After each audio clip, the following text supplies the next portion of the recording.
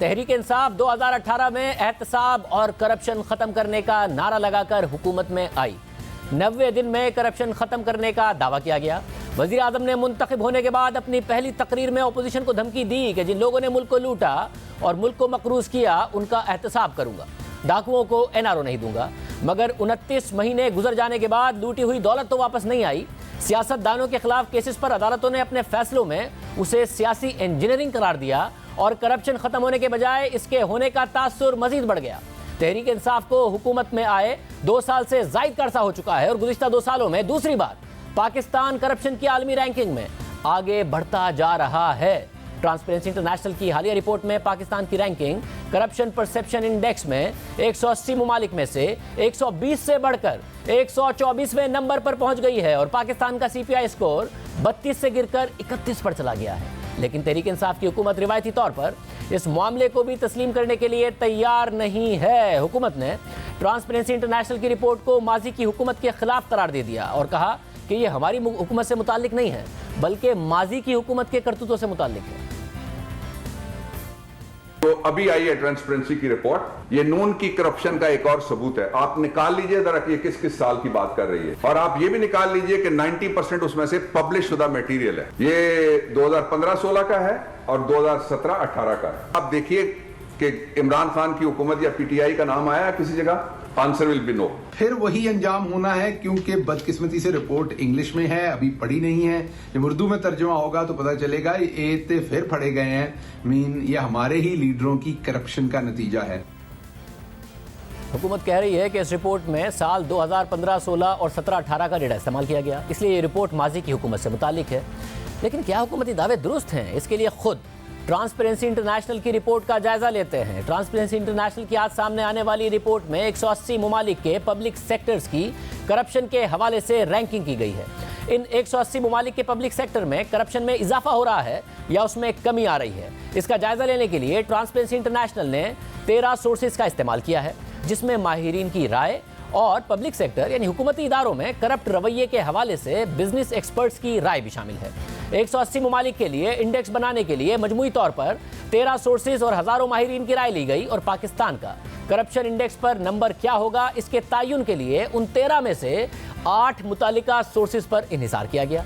इन sources में global insight country risk rating, PRS group, world bank country policy and institutional assessment, world economic forum, world justice project और varieties of democracy और दीगर की राय शामिल थी। अब तहरीक इंसाफ की हुकूमत का इल्जाम है कि जिस डेटा पर ट्रांसपेरेंसी इंटरनेशनल ने इन्हिसार किया है वो 2015 से लेकर 2016 और 2017 से लेकर 2018 तक का है। मगर दिलचस्प बात यह है कि पाकिस्तान के हवाले से इन 8 सोर्सेज में से सिर्फ 2 इदारों ने पाकिस्तान की रैंकिंग कम की है। बाकी 6 इदारों की राय में पाकिस्तान की रैंकिंग में ना कोई बेहतरी आई है ना ही कमी। लेकिन जिन 2 इदारों ने पाकिस्तान की रैंकिंग कम की है और कहा है कि करप्शन में इजाफा हुआ है, उसमें world justice project, rule of law index और वैरायटीज ऑफ डेमोक्रेसी की राय शामिल है और दोनों का डेटा 2019 का है। वर्ल्ड जस्टिस प्रोजेक्ट ने पाकिस्तान की रैंकिंग में गुज़िश्ता साल के मुकाबले में 2 नंबर्स कम किए और वैरायटीज ऑफ डेमोक्रेसी ने गुज़िश्ता साल के मुकाबले में 5 नंबर्स कम किए। इन दोनों इदारों का डेटा किस साल का है देख लेते हैं। ट्रांसपेरेंसी इंटरनेशनल की रिपोर्ट में 13 सोर्सेज में से वर्ल्ड जस्टिस प्रोजेक्ट के डेटा से मुतालिक लिखा है कि इस इदारे का पहला एडिशन 2010 में शाया हुआ और मौजूदा इंडेक्स को बनाने के लिए डेटा मई 2019 से लेकर अक्टूबर 2019 के दरमियान एक सर्वे के जरिए लिया गया, जिसमें 4000 से ज़ायद माहिरीन की राय शामिल है। यानी कि तहरीक इंसाफ की हुकूमत के 2019 से लिया गया। सिर्फ यही नहीं, करप्शन से मुतालिक माहिरीन से राय लेने के लिए वर्ल्ड जस्टिस प्रोजेक्ट ने 53 सवालात तैयार किए कि कौन से हुकूमती एहलकार ज़ाती मफादात के लिए पब्लिक ऑफिस का इस्तेमाल करते हैं और ये सवालात हुकूमत के मुख्तलिफ सेक्टर्स के हवाले से पूछे गए, जिसमें health system, regulatory agencies, police और अदालतें शामिल थी। जबकि हुकूमत, अदलिया, पुलिस, मिलिट्री और कानून साजों से मुतालिक भी इनफरादी सवालात मौजूद थे, जिसमें पूछा गया कि क्या इन इदारों के अफराद अपने ज़ाती मफादात के लिए अपना ओहदा इस्तेमाल करते हैं। और फिर जब डेटा सामने आया तो वर्ल्ड जस्टिस प्रोजेक्ट ने मुख्तलिफ ममालिक के हवाले से रैंकिंग दी और पाकिस्तान को गुज़िश्ता साल के मुकाबले में मजमूई तौर पर 2 नंबर्स कम दिए। और ये सारा डेटा तहरीक इंसाफ की हुकूमत में मई 2019 से अक्टूबर 2019 तक लिया गया है।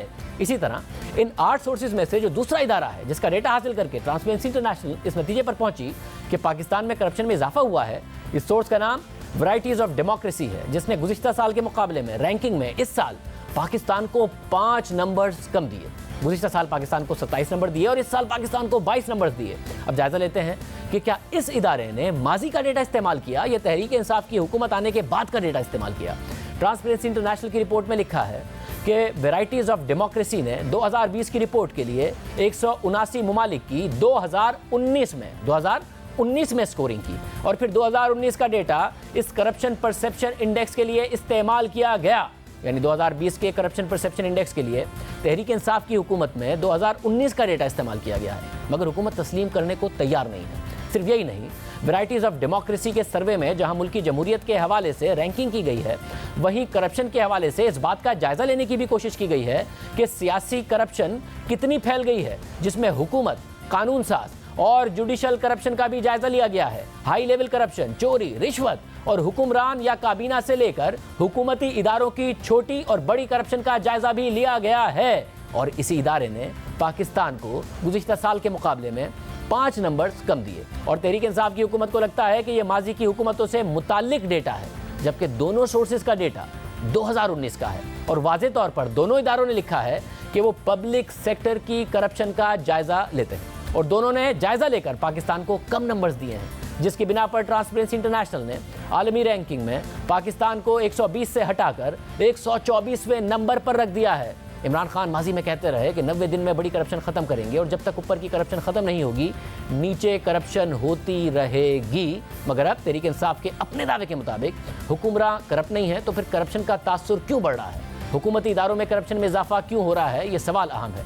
मगर इस सवाल का जायजा लेने के बजाय तहरीक इंसाफ की हुकूमत अपने खिलाफ रिपोर्ट को तस्लीम करने के लिए तैयार नहीं है। जबकि दिलचस्प बात यह है कि गुज़िश्ता साल जब ट्रांसपेरेंसी इंटरनेशनल ने अपनी रिपोर्ट में करप्शन के इजाफे की फाइंडिंग दी थी, तो उस वक्त भी हुकूमत ने इस रिपोर्ट को मुस्तरद कर दिया था और साथ ही उसे इस रिपोर्ट को हुकूमत के खिलाफ साजिश करार दे दिया था।